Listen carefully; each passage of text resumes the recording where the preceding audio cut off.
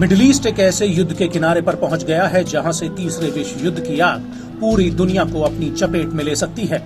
दरअसल Iran Hamas नेता इस्माइल हानिया की हत्या का बदला लेने के लिए इजराइल पर जवाबी हमले की तैयारी में है, लेकिन उसके बदले में नेतन्याहू ने कहा है कि ईरान के हमले का माकूल जवाब दिया जाएगा। और इसी को देखते हुए ईरान को इन हमलों से बचाने के लिए पुतिन ने उसे कई मॉडर्न हथियार दिए हैं जो इजराइल के बदले की आग को रोक सकते हैं। दरअसल मीडिया एजेंसी रैम ने अपनी एक रिपोर्ट में खुलासा किया है कि ईरान ने हाल ही में अपने कई रणनीतिक इलाकों में रूस का electronic warfare system Murmansk BN तैनात किया है।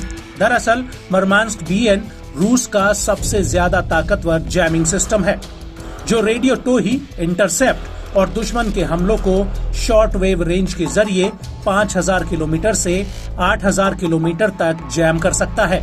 आपको बता दें कि ईरान इजराइल के पलटवार को नाकाम करने के लिए पहले से ही तैयारी कर रहा है और इसको लेकर OSINT डिफेंडर ने अपनी रिपोर्ट में बताया कि इजरायली PM बेंजामिन नेतन्याहू ने सुरक्षा अधिकारियों से इस बात पर चर्चा की है कि अगर ईरान से इजराइल पर होने वाले हमले की पुख्ता जानकारी मिलती है तो वो तुरंत ईरान पर हमला कर सकते हैं।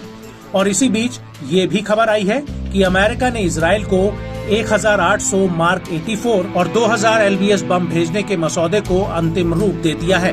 बड़ी बात यह है कि अमेरिका ने पिछले कई महीनों से इन बमों की खेप को रोका हुआ था। हालांकि जुलाई 2024 की शुरुआत में इनमें से आधे बमों की खेप को बाइडेन ने पहले ही मंजूरी दे दी थी। और अगर इजराइल का हिजबुल्लाह या ईरान के साथ सीधा युद्ध होता है तो ये बम इस युद्ध में काफी अहम साबित हो सकते हैं।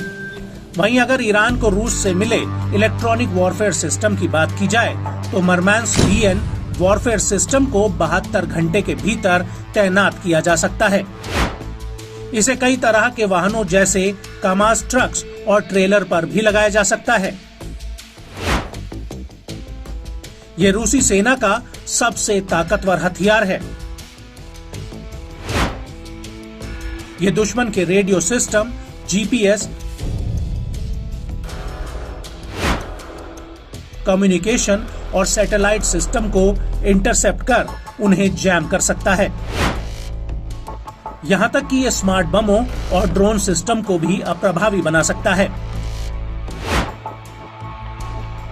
ये एक लॉन्ग रेंज कम्युनिकेशन को जैम कर सकता है। यहां तक कि ये हाई फ्रीक्वेंसी सिग्नल्स जो 3 से 30 मेगाहर्ट्ज की रेंज में आते हैं उन्हें इंटरसेप्ट और सप्रेस कर सकता है। आपको बता दें कि इन हाई फ्रीक्वेंसी का ज्यादातर लड़ाकू विमान और एयरक्राफ्ट द्वारा इस्तेमाल किया जाता है। मतलब ये कि इसकी मदद से ईरान इजराइल के लड़ाकू जेट्स के सिग्नल्स को जैम कर सकता है। यहाँ तक कि अमेरिकी स्टेल्थ फाइटर 35 को भी ब्लैक और बाल्टिक सागर के ऊपर प्रभावित कर सकता है। वहीं इजरायली एयरफोर्स को रूस का ये सिस्टम एक तगड़ा झटका दे सकता है।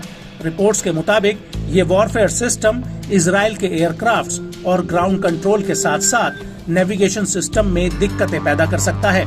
ये सिस्टम मानव युक्त और मानव रहित ड्रोन्स और F-35 एयर स्टेल्थ फाइटर को भी प्रभावित कर सकता है।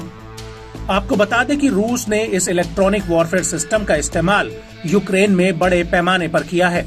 यूक्रेन में इस सिस्टम ने पश्चिमी देशों के कई टारगेट्स को निष्क्रिय तक किया है और कई रिपोर्ट्स में ये बात भी सामने आ चुकी है कि इस सिस्टम की वजह से नेटो के पायलट्स ने कम्युनिकेशन खोने और अत्यधिक रेडिएशन होने से गंभीर सिरदर्द की शिकायत तक की है।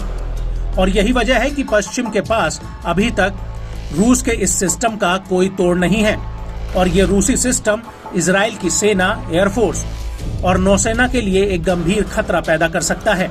ये IDF के ग्राउंड ऑपरेशन में कमांड और कंट्रोल कम्युनिकेशन को बाधित कर सकता है क्योंकि इस तरह के ऑपरेशन में IDF हाई फ्रीक्वेंसी पर निर्भर करती है। यहाँ तक कि ये